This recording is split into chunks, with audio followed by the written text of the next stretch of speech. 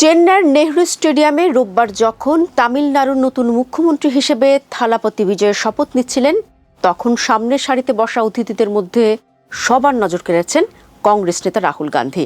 বিজয় রাহুলের রাজনৈতিক রসায়ন ও ক্রমবর্ধমান বন্ধুত্বকে বিশ্লেষকরা দেখছেন এক বড় পরিবর্তনের সংকেত হিসেবে।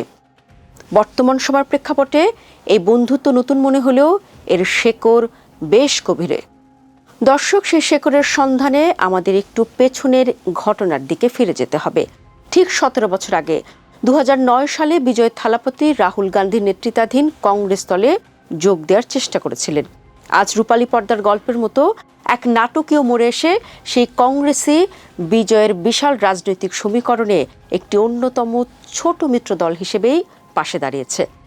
বিজয় সম্প্রতি তার নতুন জোটের নেতাদের এক ঘরোয়া সভায় আবেগঘন কণ্ঠে বলেন, যখন কঠিন সময়ে কেউ আমার উপর বিশ্বাস রাখেনি, তখন রাহুল গান্ধী, প্রবীণ চক্রবর্তী এবং কংগ্রেসের আরও কয়েকজন নেতা আমার সক্ষমতার উপর আস্থা রেখেছিলেন। তারা বিশ্বাস করেছিলেন আমি তামিলনাড়ুর রাজনৈতিক পটভূমি বদলে দিতে পারি। রাজনৈতিক বিশ্লেষকদের মতে বিজয় থালাপতির জন্য কংগ্রেস একটি স্বাভাবিক মিত্র ছিল। অন্যদিকে রাহুল গান্ধীর জন্য এই বন্ধুত্ব অত্যন্ত গুরুত্বপূর্ণ, কারণ তামিলনাড়ুতে কংগ্রেসের সাংগঠনিক ভিত্তি এখন প্রায় বিলুপ্ত। রাহুল গান্ধী মনে করেন দক্ষিণ ভারতে বিজয় এমন একজন ধর্মনিরপেক্ষ নেতা হতে পারেন যাকে অন্ধভাবে বিশ্বাস করা যায়। দক্ষিণের জন্য অনেক প্রভাবশালী নেতার সঙ্গে সুসম্পর্ক থাকলেও তাদের উপর রাহুল পুরোপুরি আস্থা রাখতে পারছেন না বলেই গুঞ্জন রয়েছে। নির্বাচনে থালাপতি বিজয়ের বিপুল জয়ের পর রাহুল গান্ধী অন্তত 3 বার তার সঙ্গে ফোনে কথা বলেছেন।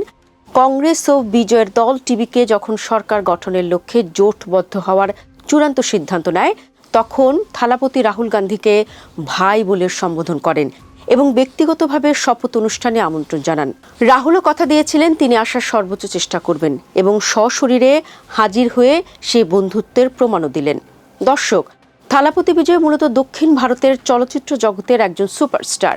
দীর্ঘদিন ধরে তিনি তামিল সিনেমার সবচেয়ে প্রভাবশালী অভিনেতাদের একজন। সম্প্রতি তিনি সরাসরি রাজনীতিতে প্রবেশ করে নিজের দল গঠন করেছেন এবং তামিলনাড়ুর রাজনীতিতে একটি বিকল্প শক্তি হিসেবে আত্মপ্রকাশের চেষ্টা করছেন। অন্যদিকে রাহুল গান্ধী ভারতের জাতীয় রাজনীতির একজন গুরুত্বপূর্ণ মুখ। কংগ্রেসের নেতৃত্বে যিনি বিজেপির বিরুদ্ধে বিরোধী রাজনীতির অন্যতম মুখপাত্র হিসেবেই কাজ করছেন।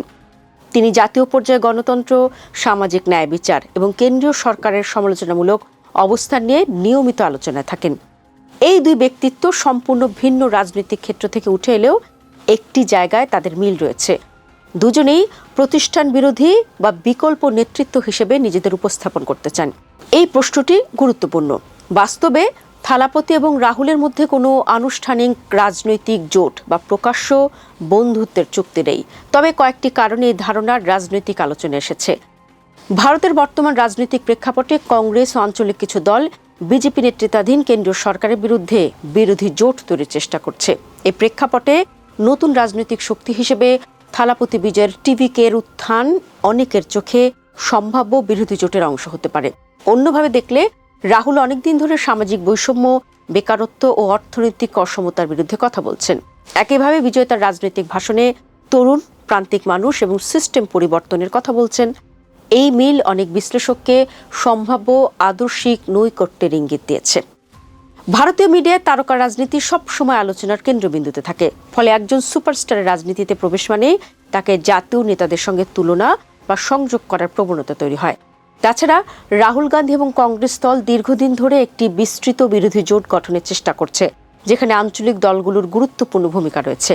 টিভিকের মতো নতুন দল যদি ভবিষ্যতে জাতীয় বিরোধী জোটে যুক্ত হয়, তবে কংগ্রেসের জন্য এটি দুটি কারণে গুরুত্বপূর্ণ হতে পারে। এক কথায় যদি বলি, বিজয় থালাপতির মতো আঞ্চলিক শক্তি এবং রাহুল গান্ধীর মতো জাতীয় নেতা, এই দুই ধারার মিলন বা সহযোগিতা ভবিষ্যতে ভারতের রাজনীতিতে কেন্দ্র রাজ্য সম্পর্ককে নতুনভাবে সংজ্ঞায়িত করতে পারে।